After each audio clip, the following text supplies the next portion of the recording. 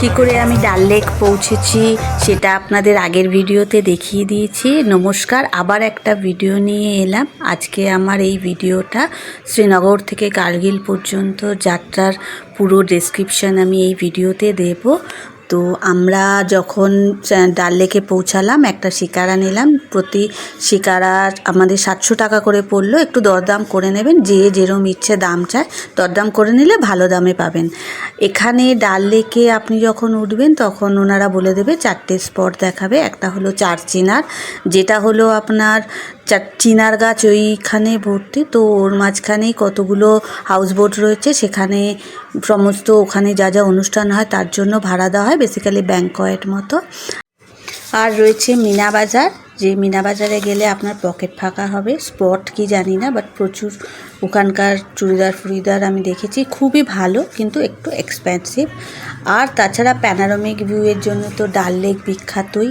আর সুন্দর আপনার Nehru garden, Mughal garden, এগুলো সমস্ত রয়েছে। সব মিলিয়ে ডাল লেক তো অপূর্ব। এই কারণেই শ্রীনগরের যদি মুকুট হয় কাশ্মীরের, তাহলে সেই মুকুটের রত্ন হলো এই ডাল লেক। চশমে শাহী অনেক কিছুই দেখার রয়েছে এই ডাল লেক এবং ডাল লেকের আশেপাশে। আপনি যখন আসবেন তখন এই একটু প্ল্যানিং করে আসবেন, কারণ আমরা তো শুধু সন্ধ্যেবেলাটা ডাল লেক ঘুরেছি এবং কালকে সকালবেলায় কার্গিলের উদ্দেশ্যে বেরিয়ে যাব। তো আমরা শিকারা চড়ে তারপরে একটু আশেপাশে শপিং করেই হোটেলে গিয়ে ফ্রেশ হয়ে শুয়ে পড়েছিলাম, কারণ কাল সকালেই আমাদের বেরোতে হতো।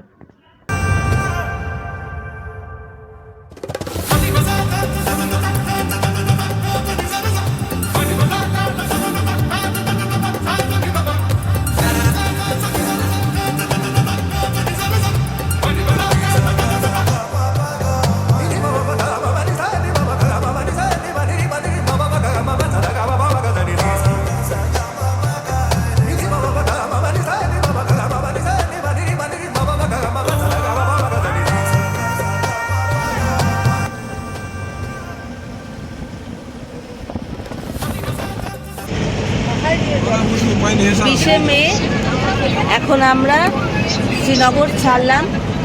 এবারে আমরা যাচ্ছি সোনমার্গের দিকে। আজকে আমাদের অনেক লম্ব। সোনমার্গ থেকে রাস্তায় সাইট সিন করতে করতে লাস্ট কার্গিলে যাব। কার্গিলে ডাল লেক থেকে বেরোচ্ছি, বেরিয়ে শ্রীনগর থেকে এবারে আমরা সোনমার্গ যাব, জজিলা পাস হয়ে দ্রাস ভ্যালি হয়ে তারপরে কার্গিল ওয়ার মেমোরিয়াল যাব। একটা থ্রিলিং ব্যাপার আছে, ভীষণ এক্সাইটেড। সব বলছে সোনমার্গে গিয়েই ভীষণ ঠান্ডা পাবো। এবারে আমাদের অ্যাকচুয়াল জার্নি শুরু হলো কালকে।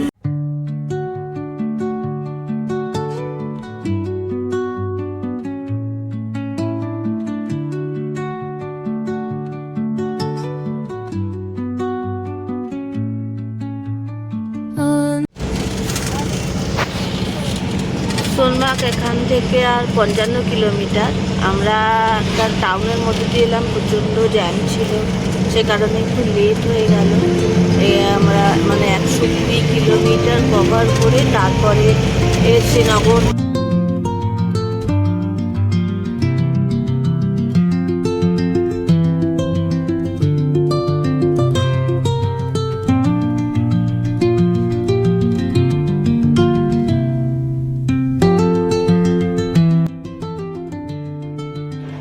সকালের ওয়েদার খুব সুন্দর। তো আমরা শ্রীনগরকে ছেড়ে কার্গিলের দিকে চলেছি। পাহাড়ের বরফ গলা জলে, নদীতে প্রচুর জল। এটা আমাদের পাশ দিয়ে সিন্ধু নালা বয়ে যাচ্ছে।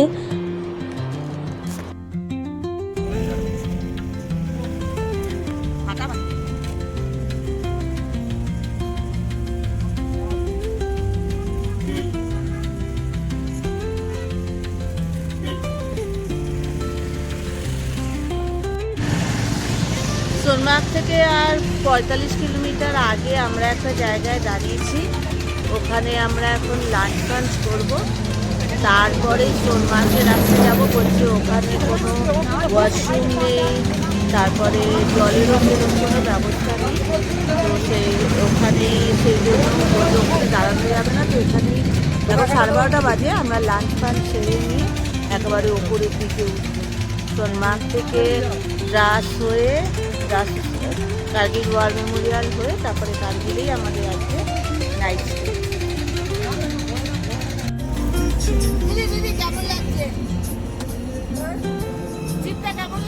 যতক্ষণ তোমার মুখ দেখছিলাম না ততক্ষণ ভালোই ছিল।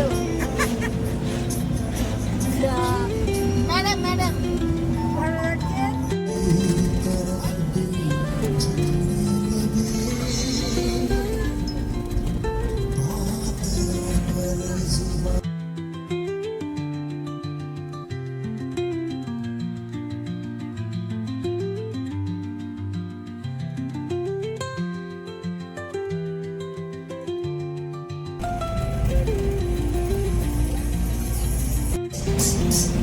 অসাধারণ রাস্তা করে দিয়েছে সোনমার্গে যাওয়ার, সিমেন্টের রাস্তা।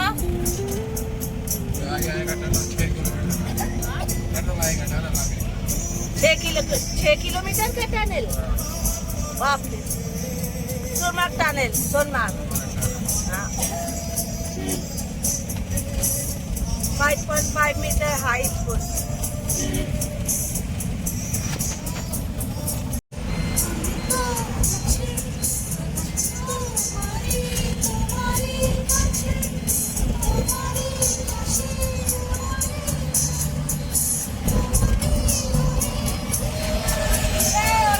সোনমার্গ টানেল 6 কিলোমিটারের লম্বা। আমরা এখন টানেলে ঢুকবো।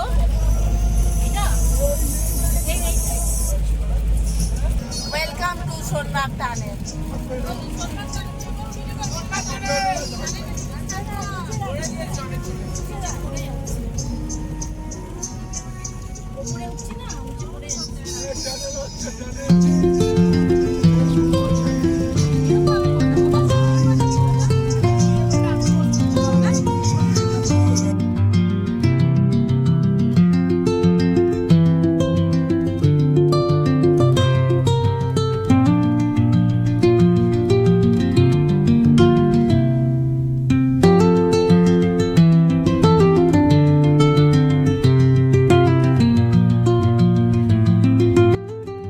এই Sonamarg tunnel National Highway Development Authority maintain করে।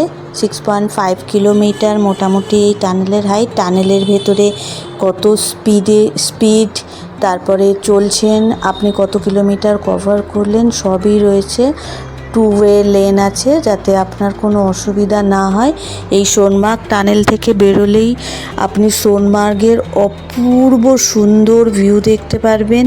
আর এই টানেলের মধ্যে যথেষ্ট লাইট রয়েছে ফর ভিজিবিলিটি, কোনো অসুবিধা নেই। এত লম্বা টানেল কিন্তু কোনো রকমের কোনো, আপনি যদি বিপদে পড়েন এমার্জেন্সি কল সিস্টেম সব রয়েছে এই সোনমার্গ টানেলের ভেতরে। বেরোলেই অসাধারণ আপনার সোনমার্গ বা সোনামার্গের ভিউ। অ্যাকচুয়ালি সোনমার্গে ঢুকছি, অদ্ভুতভাবে জায়গা চেঞ্জ, টেম্পারেচার চেঞ্জ। কত সহজে আমরা একটা পাহাড় থেকে আরেকটা পাহাড়ে এখন চলে আসতে পারি টানেল হওয়ার ফলে। আগে কত ঘুরে ঘুরে যেতে হতো, মানে কতটুকু সময় লাগলো এখান থেকে এইটুকু আসতে। 6 কিলোমিটার আমরা পার করলাম, কম করে 60 কিলোমিটারে রেখেছি। এটা আমরা এখন বেরিয়েছি সোনামার্গ এদের ভাষায়। আমি ড্রাইভার দাদাকে জিজ্ঞেস করলাম, বললো সোনামার্গে উঠেছি। অপূর্ব সোনমার্গের ভ্যালি, আপনি টানেল থেকে বেরোলেই দেখতে পারবেন সোনমার্গের ভ্যালি।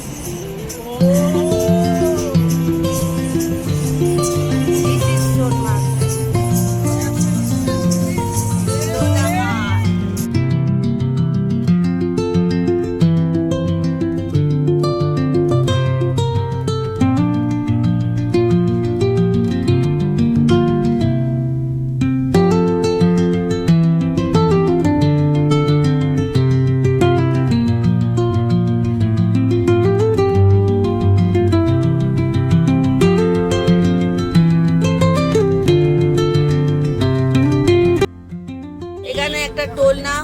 টানেলের জন্য 100 রুপায় পাচ্ছি, পার কার 100 রুপায় করে নিচ্ছে। টানেলের জন্য একটা করে টোল নেয় এরা।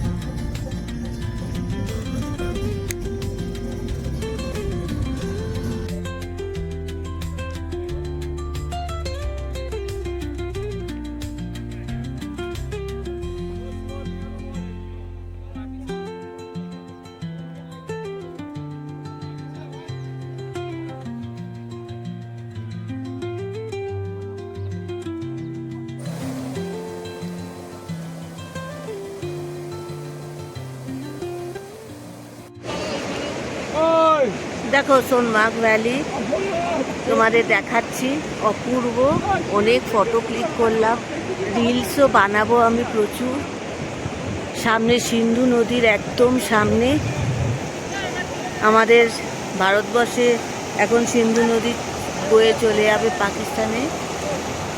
অপূর্ব সুন্দর ল্যান্ডস্কেপ সোনমার্গ, স্বপ্নের রাজ্য।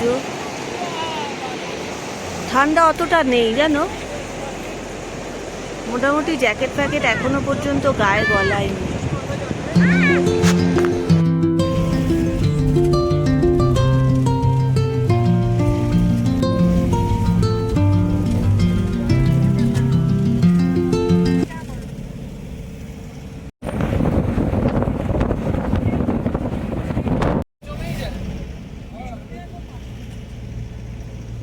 গ্লেশিয়ার থেকে বড় জল নেমে নেমে সিন্ধু নদীতে পড়ছে, এখন সব জমি বরফ হয়ে রয়েছে, এখনো গলেনি বরফ। সামনে সাদা পাহাড়। আমরা 0 পয়েন্টের দিকেই এগোচ্ছি এখন সোনমার্গ থেকে।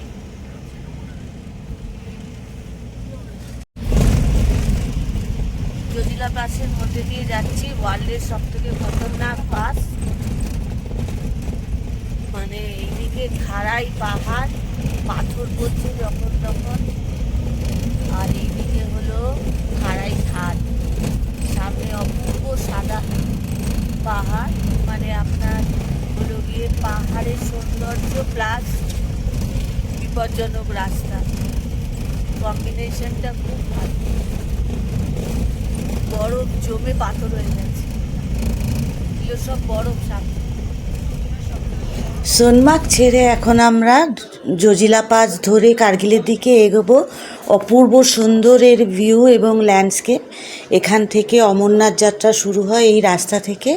এই জজিলা পাস এতটাই ডেঞ্জার যে ভারতবর্ষের আমাদের যারা ওপরে রয়েছেন ওনারা ডিসাইড করেছেন জজিলা বালতাল থেকে জজিলাকে ক্রস করে দ্রাস পর্যন্ত একটা টানেল বানাবেন। জজিলা পাস বছরের 6 মাস বন্ধ থাকে এই বরফের জন্য, রাস্তা আটকে থাকে বরফের এতে। তো সেই কারণে এই টানেলটা হলে বছরের 12 মাসই আপনি দ্রাস কার্গিল ভ্যালিতে অতি সহজেই পৌঁছে যেতে পারবেন। কারণ জজিলা তো অত্যন্ত ডেঞ্জারাস রাস্তা, তো এটা অ্যাভয়েড করে তখন বছরের 12 মাস আপনি কার্গিল পৌঁছে যেতে পারবেন।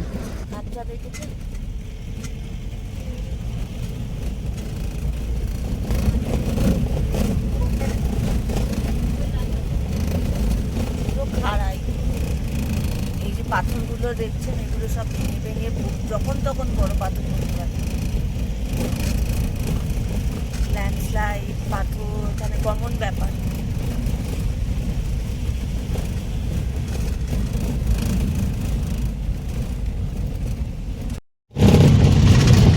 বালতাল থেকে দ্রাসে যখন টানেলটা তৈরি হবে, এই জজিলা পাস তখন শুধুমাত্র সাইড সিনের জন্যই রয়ে যাবে। জজিলা পাসে তখন আর কোনো ভ্যালু থাকবে না। বালতাল থেকে দ্রাসে একটা ভালো টানেল, যদিও খুব ডেঞ্জারাস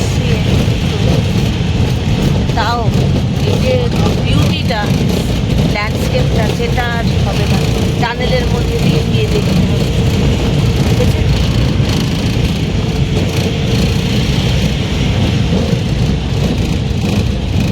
আমরা আবার গিয়ে 0 পয়েন্টে এখানে গিয়ে হল্ট করব।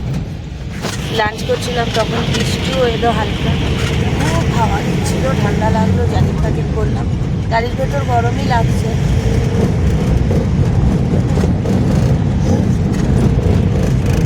কিন্তু বাইরে প্রচণ্ড ঠান্ডা।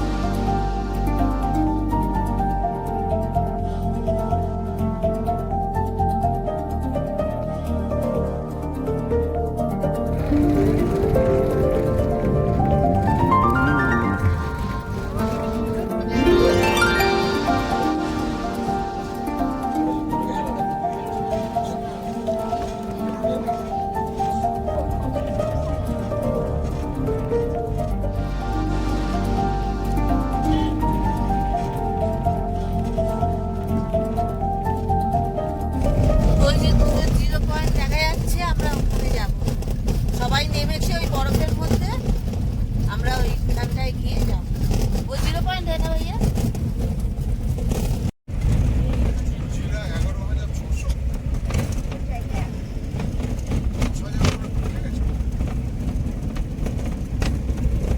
এবার কার্গিলের দিকে যাচ্ছি আমরা।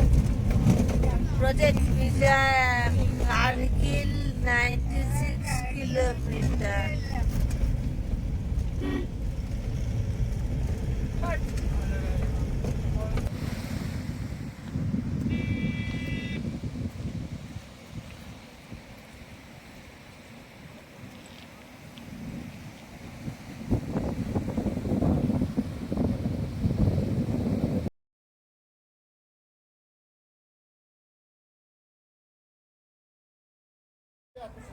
একজন জওয়ানের সঙ্গে কথা বললাম, জজিলা পাসের পুরো হিস্ট্রিটা জানতে চাইলাম।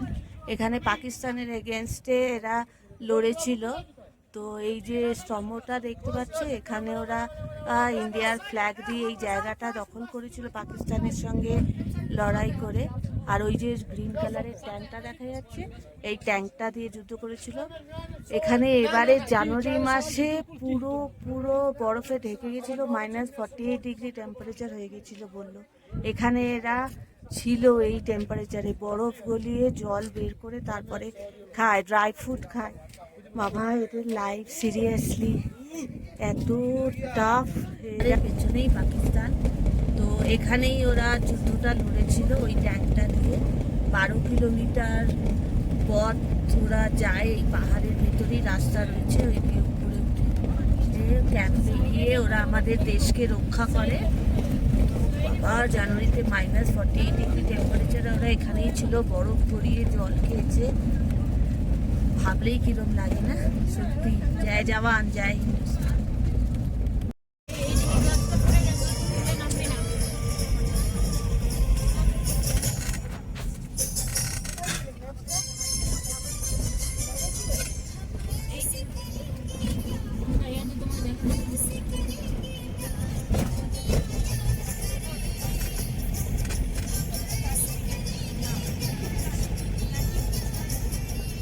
Just 25 kilometers Kargil.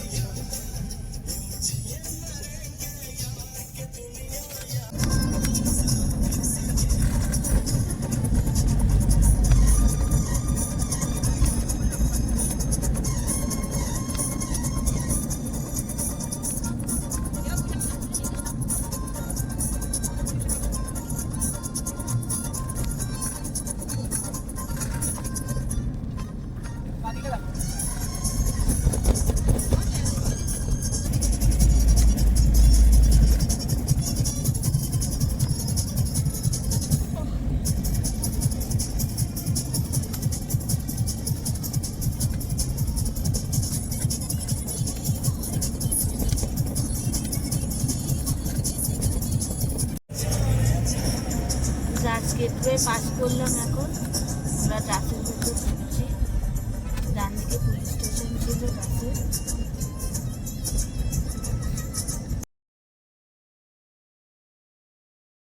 কার্গিলে ঢুকতে আপনার সমস্ত আইডি কার্ড দেখাতে হবে। আধার কার্ড না দেখিয়ে, অরিজিনাল আধার কার্ড না দেখিয়ে আপনি ঢুকতে পারবেন না। তারপরে ওখানে আপনাকে কিছু ব্রিফ দেওয়া হবে, আপনি কোন পথ দিয়ে হাঁটবেন, কি ফটোগ্রাফি প্রহিবিটেড, কোথায় কোথায় কিভাবে আপনি যাবেন, কোন রাস্তা ধরে যাবেন ওখানে বুঝতে পারবেন না। এই সমস্ত কিছুর ব্রিফ দিয়ে আপনাকে কার্গিল মেমোরিয়ালের ভেতরে সব কিছু দেখতে হবে।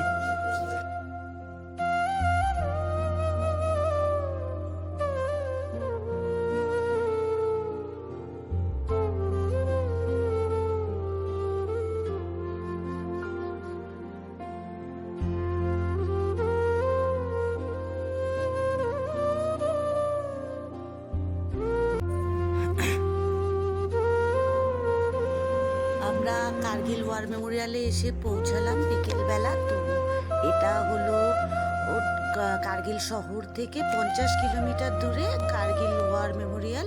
1999 সালে ইন্ডিয়া পাকিস্তানের যে কার্গিল অপারেশনটা হয়েছিল, পাকিস্তানি আর্মিরা আমাদের কার্গিল টাইগার হিল টপটা দখল করে নিয়েছিল, তখন ইন্ডিয়ান আর্মি যুদ্ধ করে আমাদের ওই কার্গিলের টাইগার হিলের টপটা আমাদের দেশের নামে আবার করে।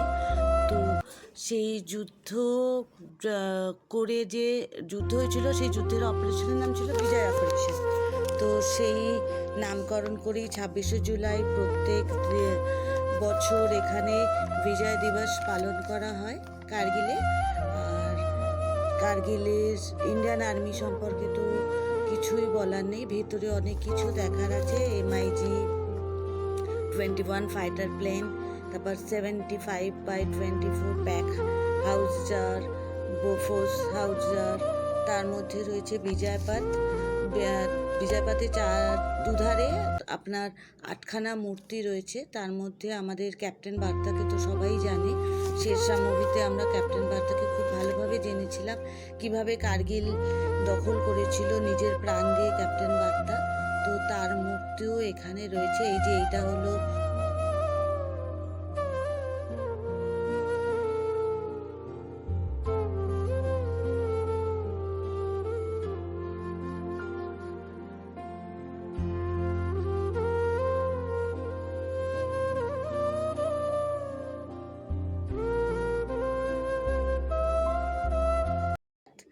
আর সামনে রয়েছে অমর জ্যোতি, অমর জওয়ান জ্যোতি, জওয়ানদের উদ্দেশ্যে রয়েছে। এছাড়া বীরভূমি রয়েছে, অনেক কিছু। মানে কার্গিলের এখানে আসলে আপনার চোখের কোনায় একটু জল আসবে না তা হতেই পারে না। তাছাড়া ইন্ডিয়ান আর্মির এত সুন্দর ব্রিফ দিয়েছে, যুদ্ধটার শুনে আমার মন ভারাক্রান্ত হয়ে গেছিলো। ওখানে একটা স্মরণ কক্ষ রয়েছে, ওর ভেতরে পুরো ব্রিফটা ইন্ডিয়ান আর্মি দেয়। এটা MiG 21, ওটা হলো টাইগার হিল পেক, তার পাশে রাইনো পেক রয়েছে। দুটোই আমাদের দখলে ইন্ডিয়ান আর্মিরা করেছিল। এটা হলো 75x24 প্যাক হাউজার। সমস্ত কিছু ভিডিওতে দেখা যাচ্ছে, নামকরণ করা রয়েছে, লেবেলিং করা রয়েছে, কোনো অসুবিধা হবে না বুঝতে। তাছাড়া যখনই আপনার মানে দরকার পড়বে, ওখানে আর্মির সমস্ত রয়েছে, জওয়ানদের জিজ্ঞাসা করলেই আপনি জানতে পারবেন কার্গিল ওয়ারে কি হয়েছিল, কিভাবে যুদ্ধ করে আমরা পাকিস্তানি আর্মিদের হারিয়ে ইন্ডিয়ান আর্মিরা আমাদের ভারতবর্ষকে এই কার্গিল উপহার দিয়েছিল।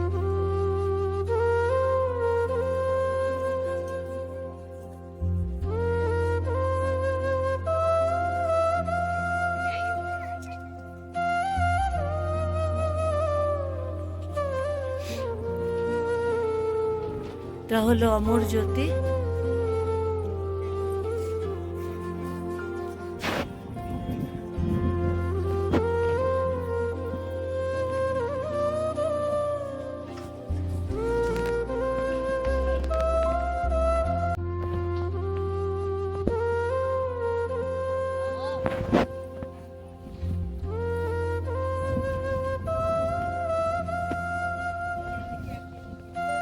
এটা হলো বীরভূমি, আমাদের দেশের, আমাদের জন্য যারা প্রাণ দিয়েছিল, যে কজন বীর, তাদের সমস্ত স্মৃতির উদ্দেশ্যে এখানে শিল করা রয়েছে।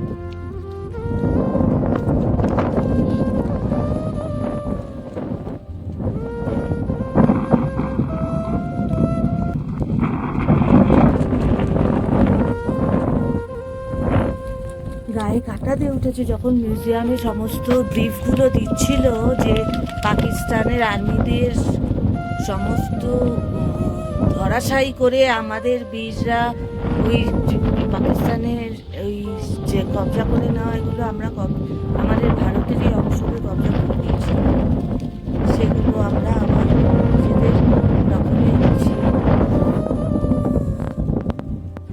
গায়ে শিহরণ দিচ্ছি।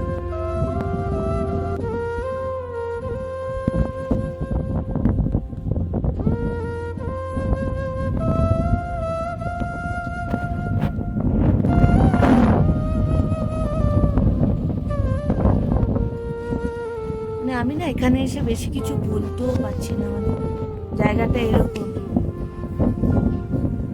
স্পিচলেস হয়ে যাচ্ছে।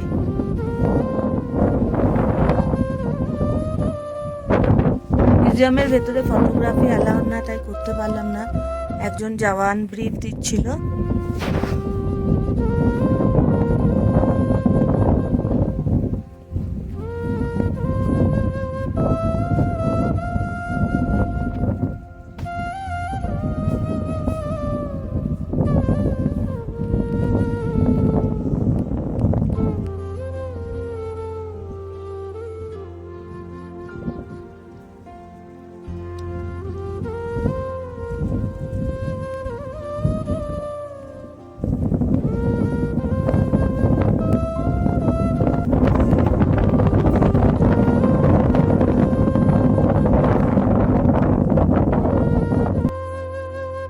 কার্গিল ওয়ার মেমোরিয়াল দর্শন করার পর আমরা কার্গিল হোটেলে এলাম, কার্গিল শহরে। ওখান থেকে 50 কিলোমিটার দূরে ছিল আমাদের হোটেল। তো খুব সুন্দর এই হোটেলটা, পরের ভিডিওতে আপনাদের দেখাবো। সুরু নদীর একদম পাশে ব্যালকনি থেকে দাঁড়িয়ে সুরু নদী দেখা যায়। আজকের জন্য এটাই শেষ, আবার পরের এপিসোডে নতুন একটা জায়গা আপনাদের দেখাবো।